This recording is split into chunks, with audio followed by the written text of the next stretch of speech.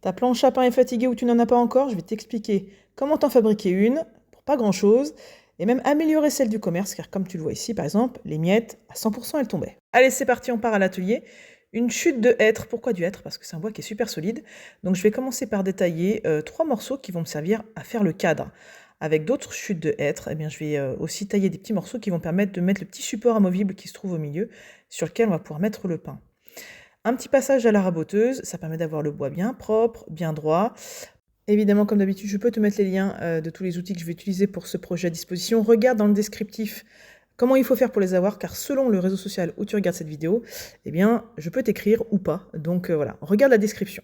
Pour découper tous mes bouts de bois, comme tu le vois, j'utilise une petite butée, ce qui fait que mes deux côtés longs auront la même longueur, mes deux côtés courts auront la même longueur, et tous les éléments du milieu auront la même longueur. C'est une petite astuce toute simple, mais qui te permet de gagner en précision. Là maintenant, mon pinceau magique à colle, tu ne le nettoies pas quand tu as fini d'utiliser, et à la fin, tu vois, quand c'est sec, tu enlèves juste la colle qui est sèche, et il est prêt à être réutilisé. De l'autre côté, en plus, tu as une petite spatule très pratique que d'ailleurs on va utiliser. Tu vas le voir tout de suite, ça doit coûter 5 balles. Donc pareil, ça sera dans les liens liés à ce projet.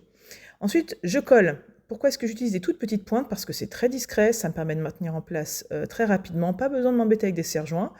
Et puis tu vois, c'est très très peu coûteux aussi, donc je prends des pointes dont la longueur est adaptée évidemment à la pièce que je vais fixer. Là j'ai pris des pointes un petit peu plus longues, c'est pour assembler le cadre, toujours avec de la colle. On enlève attention les doigts, on ne sait jamais où ça peut sortir. Donc on met de la colle, quelques pointes, un petit coup de chiffon, et puis quand même là pour le serrage, j'ai mis une petite sangle à cliquer qui est très très très pratique.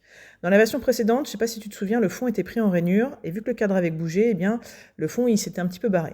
Donc cette fois-ci, je vais le coller en dessous de ma structure. Voilà, c'est tout simple, j'ai mis un petit contreplaqué très simple, c'est pas coûteux, c'est solide, et cette fois-ci encore, on va passer sur du collage et du clouage. Le petit pneumatique là sur batterie, il te permet de faire ça très facilement, sans bruit, et tu vois, on les voit presque pas les pointes une fois qu'elles sont installées. Est-ce que tu veux les dimensions? Oui, bah écoute, je te mets tout ça dans la description, ça sera bien plus facile si tu veux les noter ou faire une copie d'écran.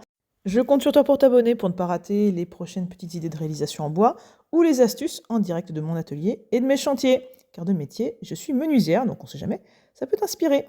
À très bientôt sur Copo & Co. Pense à liker, commenter, partager. Bye bye!